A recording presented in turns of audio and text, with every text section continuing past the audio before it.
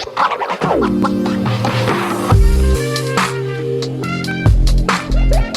there, welcome back to my channel. My name is Brittney Bundles, and today's video is going to be on the topic, can't you understand that I don't want a 9-to-5? There are so many entrepreneurs that can resonate with that question or slash statement, however you want to take it.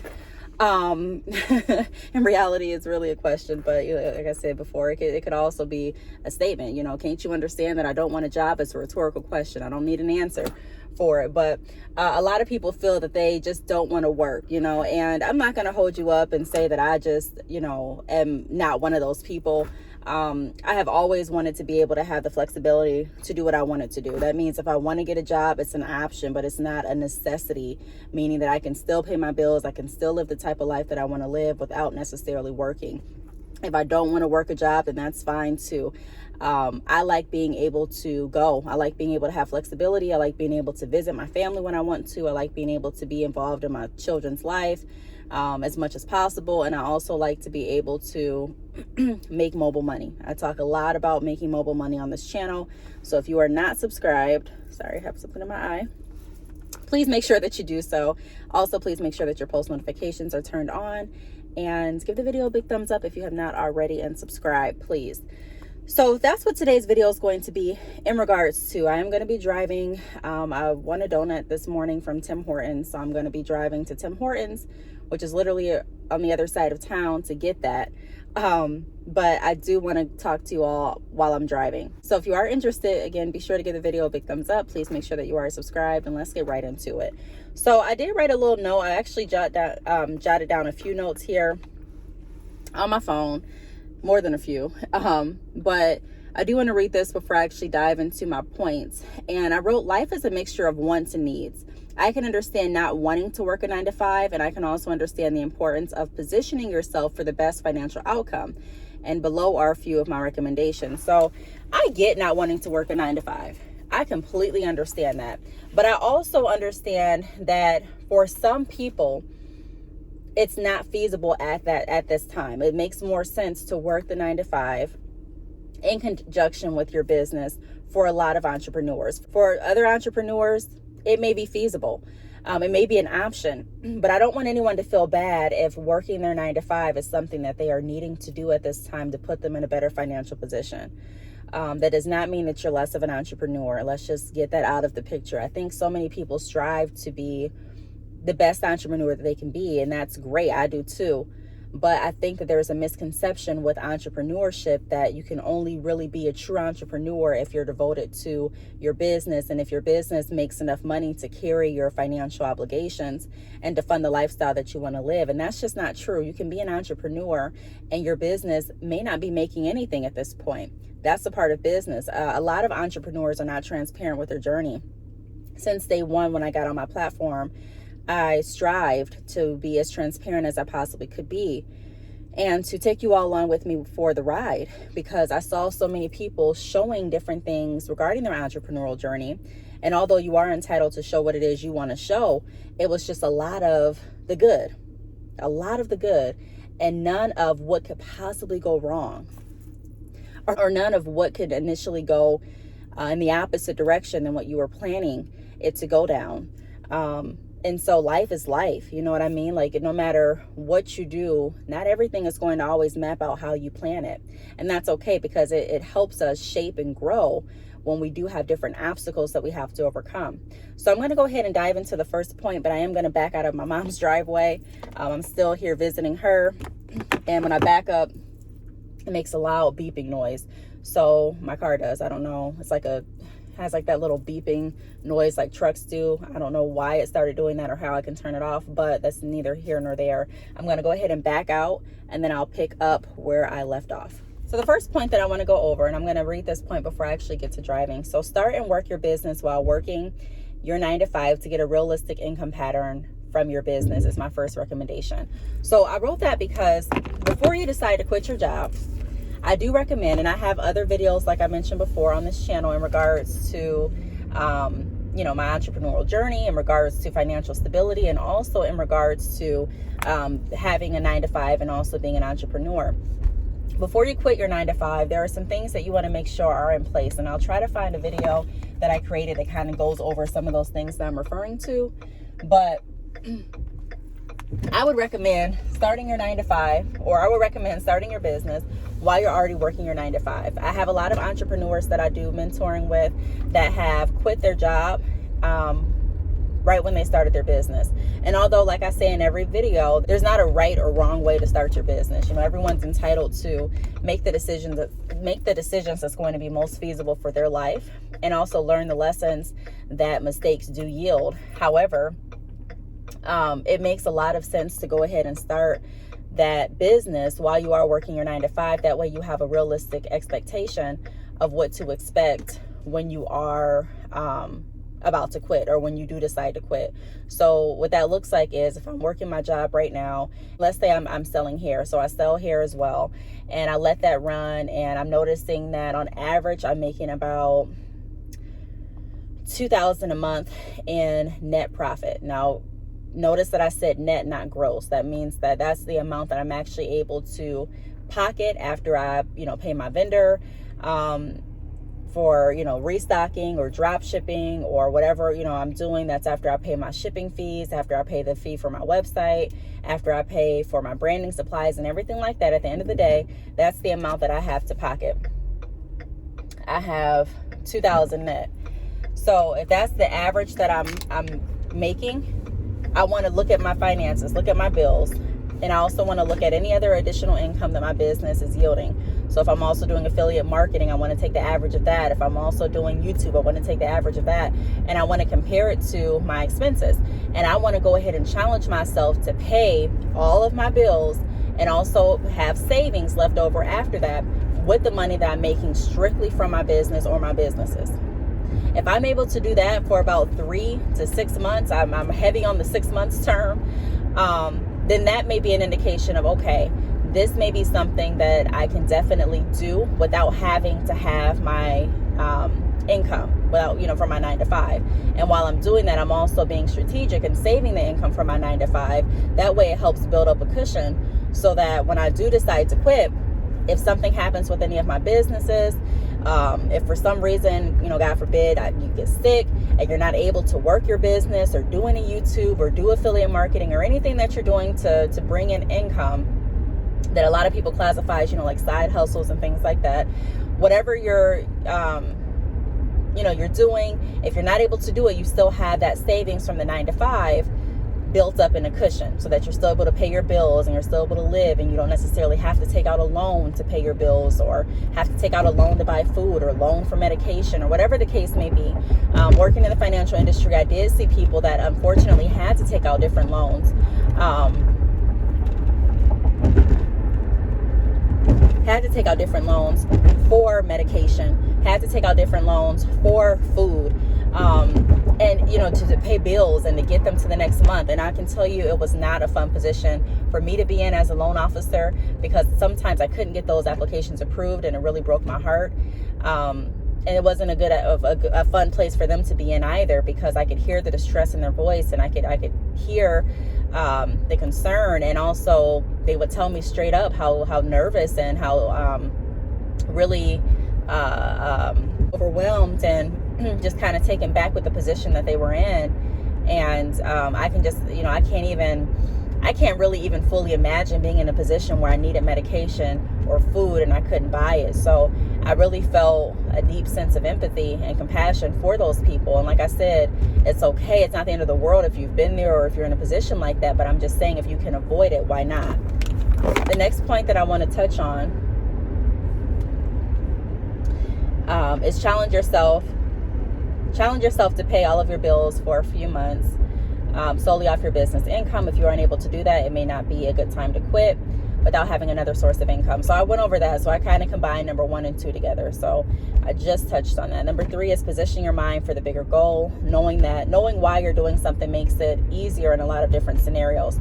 So when I hear entrepreneurs say, I really just don't want to work a 9 to 5, again, I can relate, I understand. But even when I was in the position, in the cubicle that I was in, and I can picture it now at the call center that I was in, saying, I don't want to work for this company Not necessarily saying there's anything wrong with the company, but just I'd rather spend more time with my children.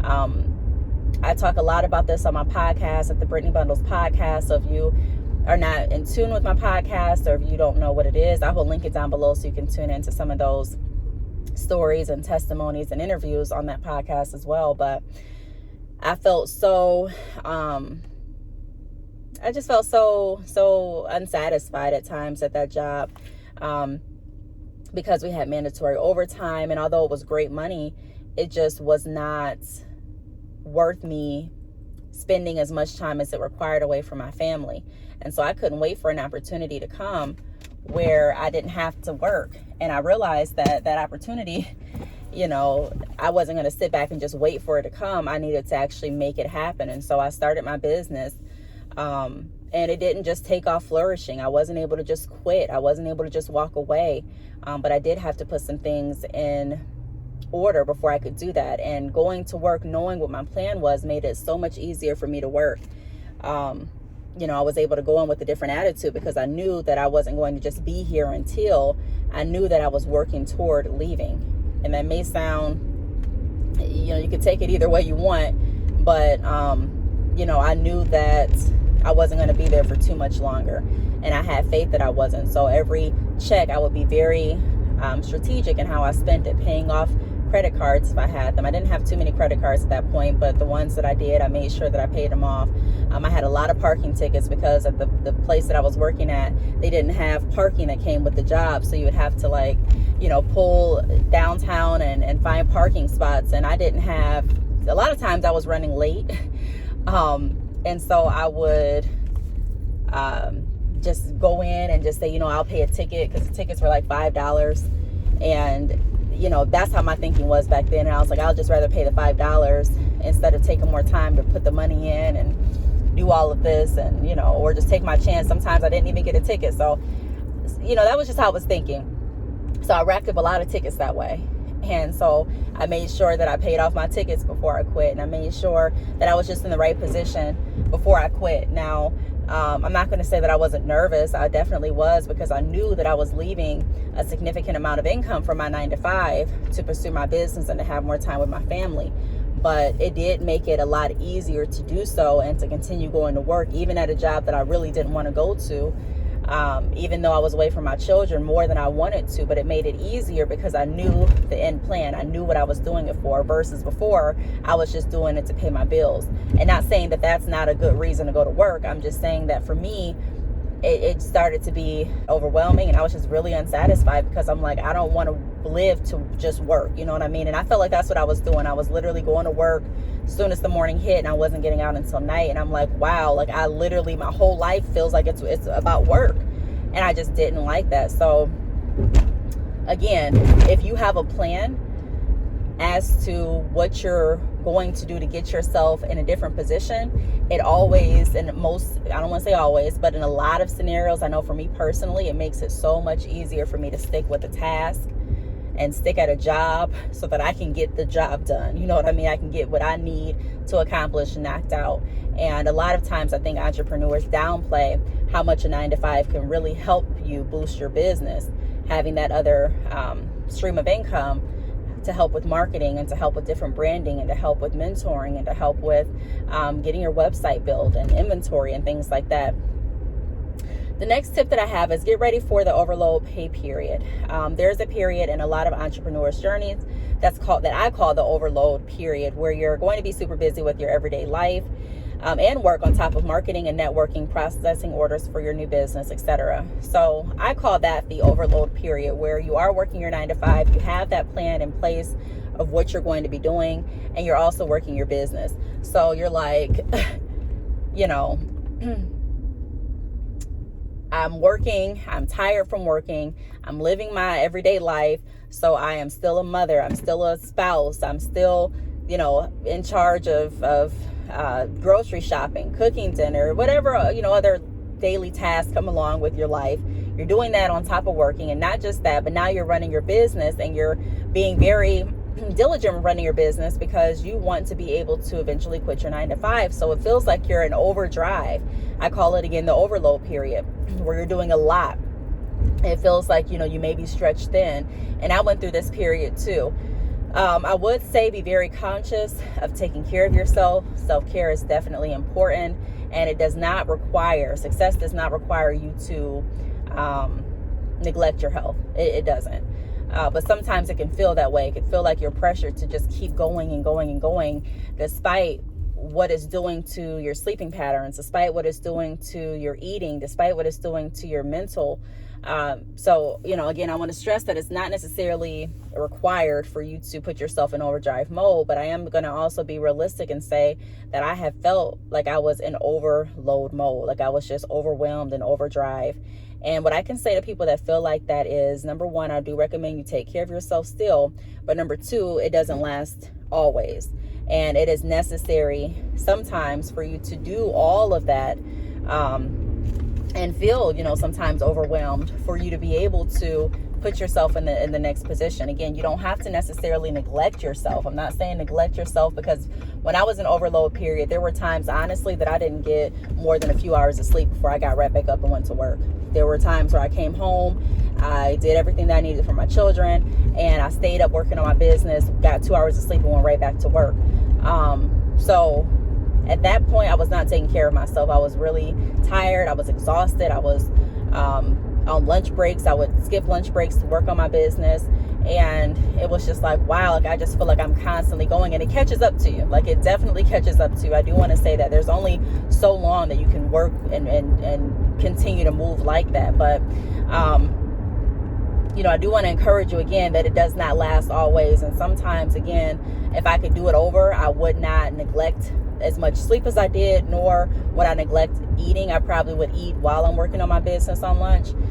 But like I said, sometimes, when you're just completely focused on something, you can definitely get overwhelmed. And if you are keeping in mind what you're doing it for, that can definitely help some of the anxious and just feeling like you can't do it, like you're about to tap out feeling that can come with being overwhelmed.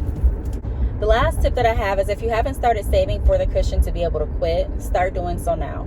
So before you quit, I recommend this to everyone that asks me my recommendations on people that are considering quitting their 9-to-5s to start their business. I recommend having a savings. Have a savings saved up. Whether your business is averaging at a good amount of money or not, it's still so imperative to have a savings. You'll be surprised. I was surprised when I found out how many Americans were living without a savings, without a cushion. I found that out when I was working in the financial industry as well, because we would do different trainings. We would do different, watch different videos in regards to finances. And I learned a lot, And so there are so many people that are living like there's no tomorrow, honestly, financially. They're living like, they're living based on, what if everything goes right? What if I keep, as long as I keep my job, as long as my rent doesn't go up or my mortgage doesn't increase, as long as I don't need a new car note, as long as. But when things happen, they are in a position where they have to take out debt, or they're in a position where they can't take out debt because they're so maxed on their other trades. The credit cards are maxed out. The credit score has declined because of it. And now they're looking like, okay, well, what else can I do? I'm not able to get a new car. I'm not able to get my car fixed. So I'm stuck. I'm not able to move, but I'm also not able to pay for the living expenses that I'm currently being charged, so it just kind of puts you in a position where you feel like you can't really move forward. So I'm someone where I like to think realistically.